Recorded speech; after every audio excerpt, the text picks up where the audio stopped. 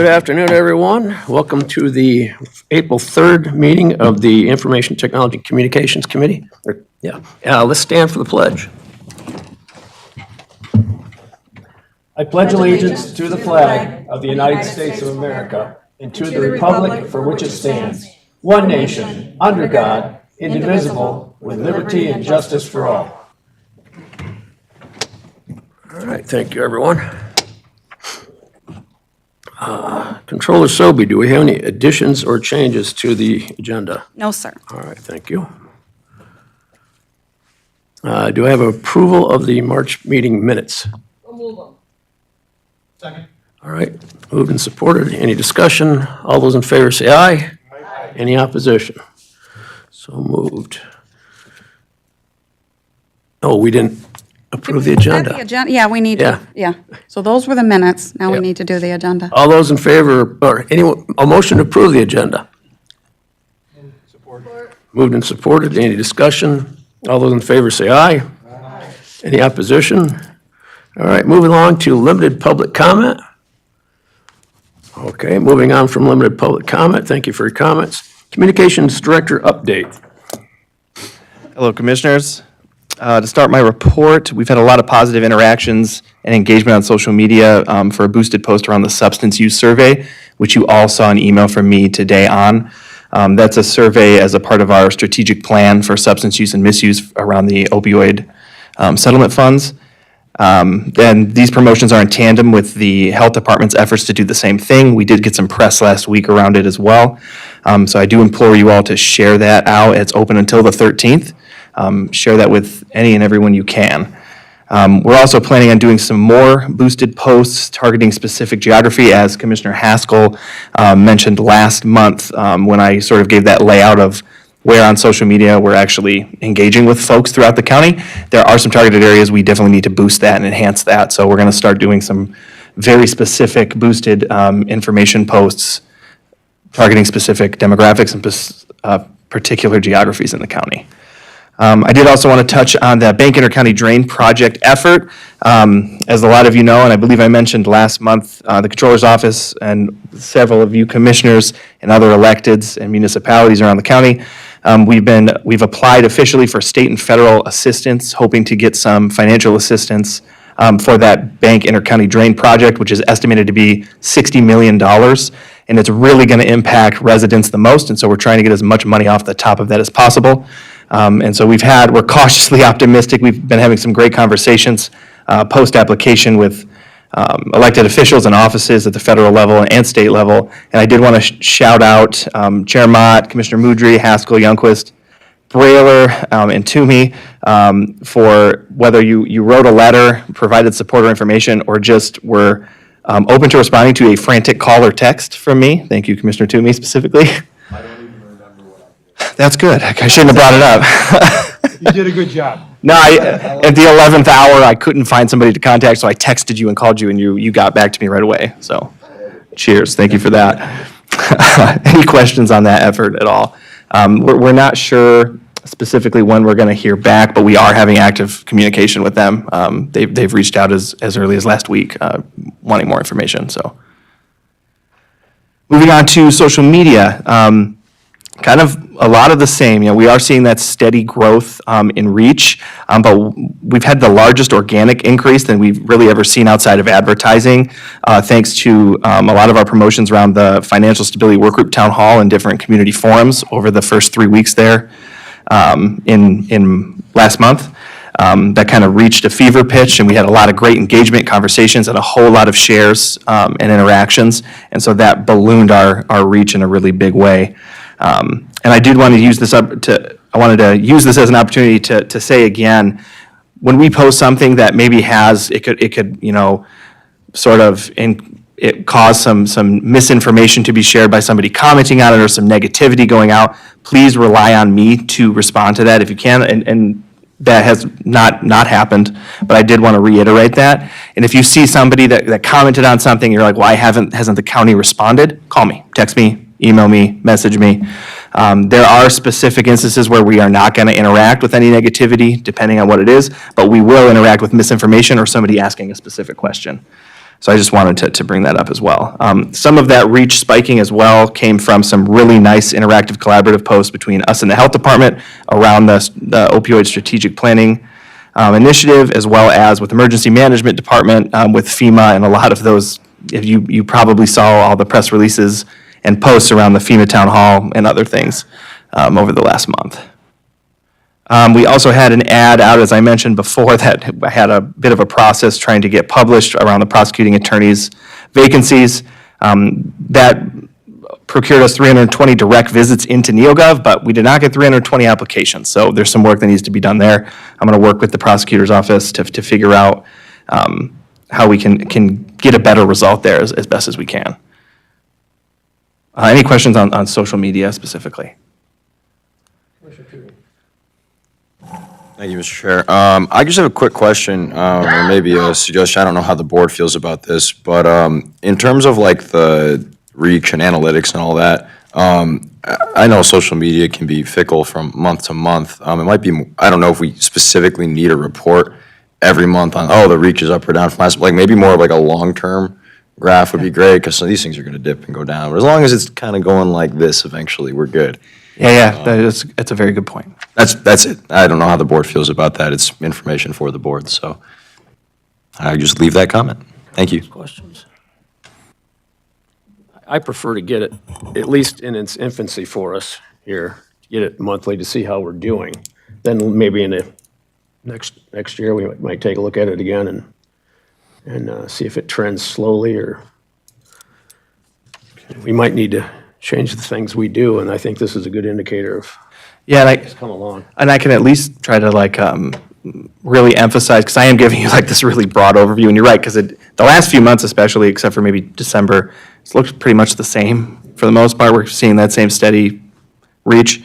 I can try and maybe highlight and identify specific targeted changes we're doing, or if there is a big spike or dip, like there was that big spike that I just referenced, and try to focus down on that versus that maybe do broader overviews every quarter or something like that. But it's a good point. It's a good discussion point.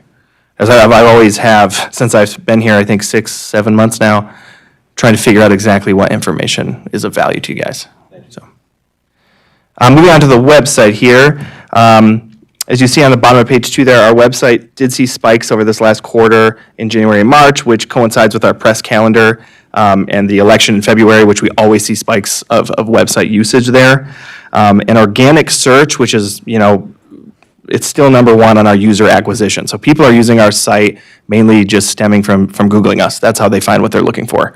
Whether they just Google Eaton County or they Google something specific, that's how they find us. And then I wanted to give sort of a small look into the total use from last year as a whole on page 3 there, because we are in the middle of that refresh and redesign. I'll use this opportunity to shout out Liz at Tech Services again, as I do every month. She has been a great partner in this effort. Our active user and engagement time has remained the same on average last year at about that minute and a half. We do want to see that increase. And as we look to refine our website, I would expect the gap between views and events are when users interact with something. So if they click something, they open or download something, send a message on any page on our website, I would expect that gap to kind of minimize. I wouldn't say we get less views or less events, but hopefully that will grow and that will shrink and come closer together. That's kind of not a perfect data point to measure negative and positive engagement. It's not a perfect measurement, but that is what I'm expecting to see as we refine the website. We're officially knee-deep in reviewing and cleaning data, and actually we announced at the executive team meeting yesterday that starting next week, we have some in-depth training and refreshing for departments on how to clean up and update their websites, and a lot of them have elected new employees to do just that. Another shout out to Liz for helping with this. So it'll be kind of an open lab style training to review broken links, engagement, and content on each department's web page. And we're pulling some reports out of Google Analytics to see what pages on individual departments, we'll call them sites, but it's really their landing page, are getting interactions or engagement, and which aren't. Which has broken links. There's some dated information. We're trying to isolate what that is and really lean into the departments to clean that up. Any questions on the website? And I will add too, we're looking at that refresh redesign. I keep calling it a redesign, but it really is more of a refresh. We're getting a template refresh as part of our contract with Civic Plus. We're looking at July, August as a sort of launch date for what that complete refresh will be. You'll see incremental changes as you probably already have, but any major layout adjustments isn't going to happen until July, August as part of the process. Any questions? For media, this last month, we did press pushes for the Financial Stability Workgroup Town Hall, the FEMA Town Hall, the Substance Use Survey, Substance Use Focus Groups as well, and Honorable Judge Pollard's appointment, among others. And I want to use this opportunity again, if you guys think of, wow, we should really get some information out to the public, to the media, I want to promote something specific, please call or text me. I get really excited about that versus me mining and sending frantic text or calls to others, including you, Chair Mott. I can't imagine the anxiety you sometimes feel when you look and you see that I texted you at some point in the day, but I do it a lot. So that's kind of where we're at with media. Branding-wise, in our H Drive, which is sort of our internal way everybody can access documents and images, all of our new branding and guides, including downloadable fonts, are all accessible to all staff now. I've been working with departments and the executive leadership team to figure out preferred vendors for printing from business cards, et cetera. I'm trying to isolate because everybody was kind of working in a silo, and currently everybody kind of prints and orders things separately from each other. And we're trying to figure out a way to save money for every department, bottom line, but also we don't want to hinder anybody's budget this year specifically. And so those guides and recommendations are just that. They are recommendations. They're highly encouraged. And then once you do adhere to those, we ask that you follow those guidelines specifically. And that is it for my report. Well, I've got a question for you. Yeah. And your use of the term silo, can you define that for me? Yeah, so did I use it wrong? No, basically, when I came in, we didn't really have communications infrastructure. And so I would go talk to any given department, and they are ordering business cards or they're designing specific things, printing things, communicating online in very different ways, separate from each other, and didn't know what each other were doing. And I hope that me using the term silo made sense. Well, given that you're in a rural community, and I grew up on a dairy farm, silo is for storage and feeding. Okay. So it's caught me off guard when I've heard it a few times, trying to figure out what the heck. Well, have I said it before? Because what you're saying has nothing to do with storage and feeding. So I It just does, want, because what it's supposed to mean is that it's your silo here, and someone else has their other, you're not sharing resources. I understand that That's- now. yeah. So it's a Okay. separation. I appreciate that. Separation. So I love it when terms are changed. Anyway, thank you, Logan. I appreciate that.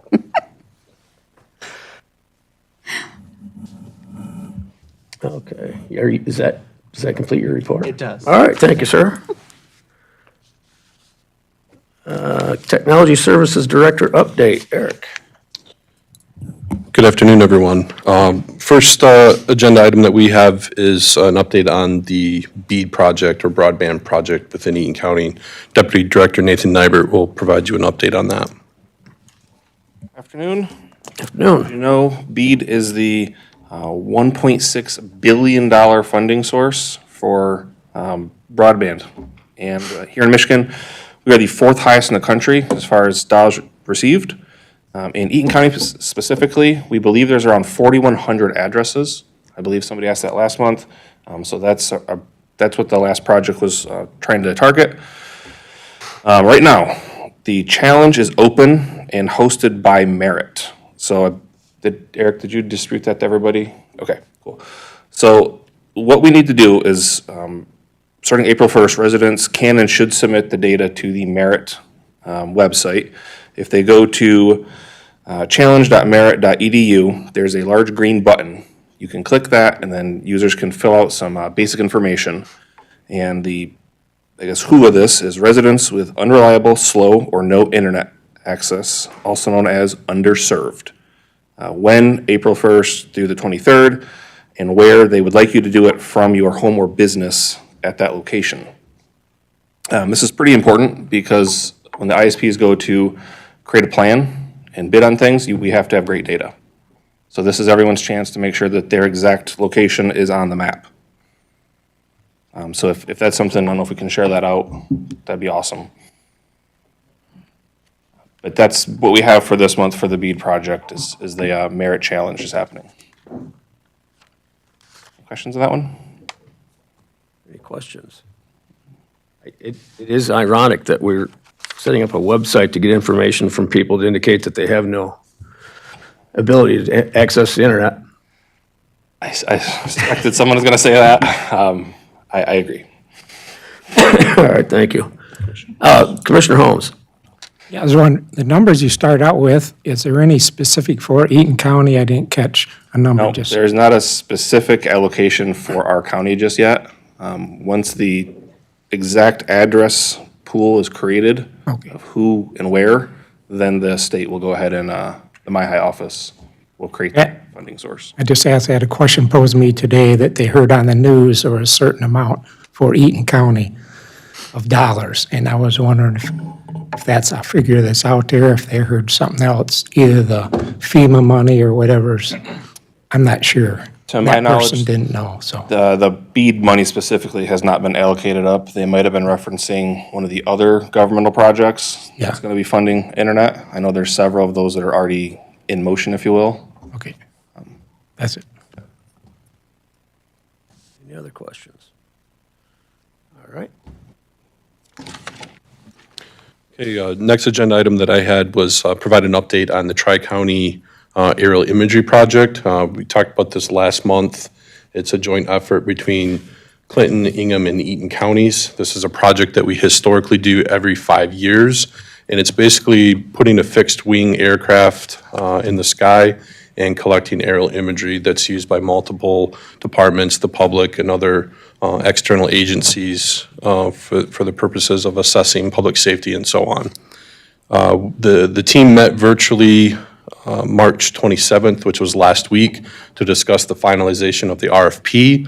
That RFP was sent out, I believe, Thursday last week to 11 potential or hopefuls that we hope will submit proposals back to Tri-County. That the intent for submission is due back to Tri-County on April 12th, and actual proposals are due back to Tri-County May 15th. So as of this morning, we had already had 3 or 4 vendors submit an email stating that they had intent to provide an RFP to us, so that's good news. But technically, they have to the 12th to submit that. So once the proposals are back, vendor selection will happen by June 14th. So this would be a really quick turnaround time to get this going. Ideally, what will happen is the vendor will be selected, and then the aircraft will actually be put in the air in the spring of 2025. So that'll meet our 5-year rotation. And I was thinking about this morning. This is the 20th anniversary for me of being part of this project, so it's kind of special for me for this to continue. Any questions about that project? Okay. Next agenda item, again, Deputy Director Nathan Nybert will present. I want to do a really quick update about the Prosecutor by Carpel project. This is a very large project. We are exporting 64 years worth of case data out of one system into another system. It's an extremely slow process, and I want to give extreme thanks to the prosecutor's office for being very helpful to me. We went through a lot of information, getting everything cleaned up and perfect. We have a process in place for a third-party vendor for the ECU operation, and then discussions are happening for other third-party integration as well. Integrations are a really important part of the project because it basically can funnel how data goes into the system, which the way that we're trying to do it is that we're trying to create a standard of data so that data going in is very equal regardless of which agency is submitting things. So if the city put something in, just like the county put something in, it's the same codes, the same everything except for the department. And most importantly of all, the project is currently on schedule. So, someone said he wins the race on this one, so. Any questions? All right. Thank you. Next agenda item that we had was Homeland Security Grant application. Back in August of 2023, Ella Gardner, the Emergency Management Specialist, approached or inquired County Clerk Diana Bosworth if, basically notifying that Homeland Security Grant Region 1, essentially 3% of their annual allocation had to go towards election security initiatives. So Ella and Diana worked together to come up with a list of things that would help support our operations as it relates to security. After that meeting happened, they contacted Technology Services to work with speccing out some of that equipment. But three of the main things that were identified as Diana needed for her operations for election security was the acquisition of additional secure hard drives for transferring data back and forth. Those would be provided by HART, which is the election vendor. Another item that they required was a small generator. So even in the event that one of these facilities loses power, they still have to hold the election. So they felt that it would be beneficial to have a small generator acquired to be able to, in an emergency of a power outage issue, they could take that device to there and still hold elections in that situation. And the third item that that was requested was UPS as an uninterrupted power supply. So basically, it's a surge protector, if you will. If they have a power surge or if there's a blip in power, those electronic election devices will still continue to operate. So those are three very minimal things that we can put in place. We're going to use local vendors for the most part to acquire those devices and technology. So that was a nice collaborative project between the three departments to get that going. So we're going to be in the process now of acquiring those products. Any questions on that? So that's through a grant, all that equipment? Yep, so the annual Homeland Security Grant Region 1, they get, so it's kind of started with 9/11, those grants. So those grant dollars have kind of dwindled down since, 2011 or 2001. But the remaining funds that they get now, this is new to me this year, that 3% of those, the region has to spend on election security.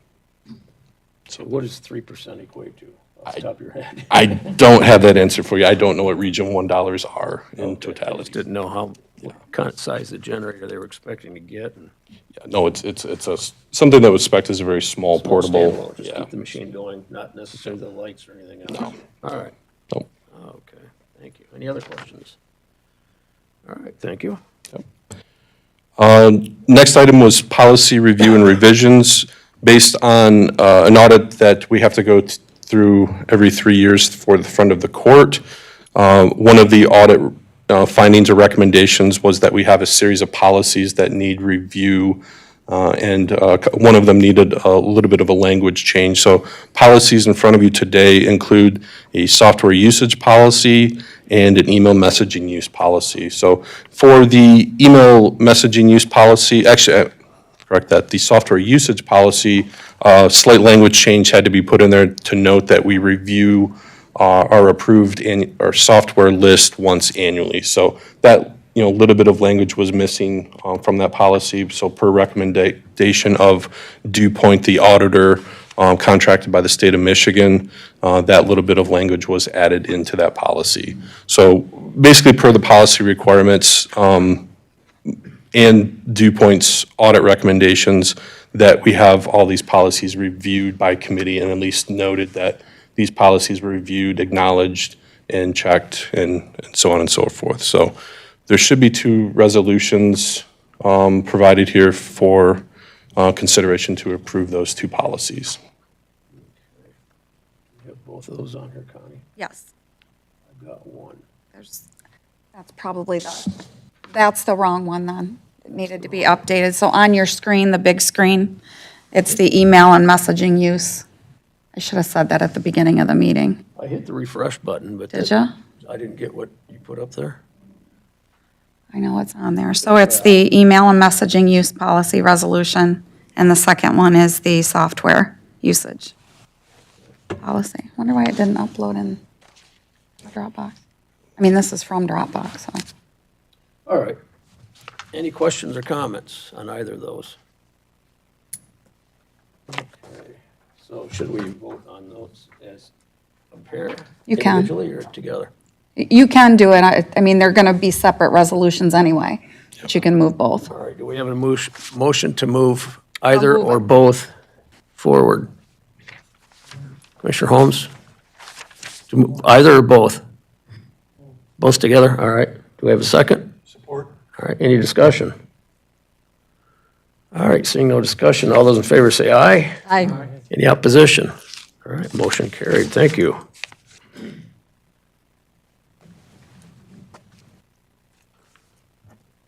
Last topic that I had on our agenda was legacy time clock system replacement. This was a piece of technology that former programmers here when the county used to employ in-house application development team was a time clock system for our youth facility. That is still an application that's used by management there to track time, people coming in and out of the building, they're checking in and out. We worked with, a different visit to Carmel Township, I had noted that they had a time clock system that they were utilizing. So I asked, did a little inquiry about that and decided that, hey, this is a pretty good solution that would likely fit the youth facilities needs. So I put Jeremy Mulvaney in contact with Carmel Township. They met last week, decided that that is a good solution.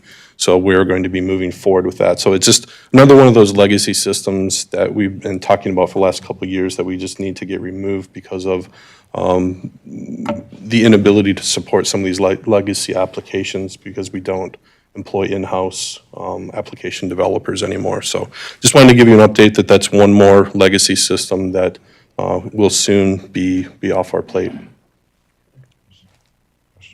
Questions? Commissioner Toomey?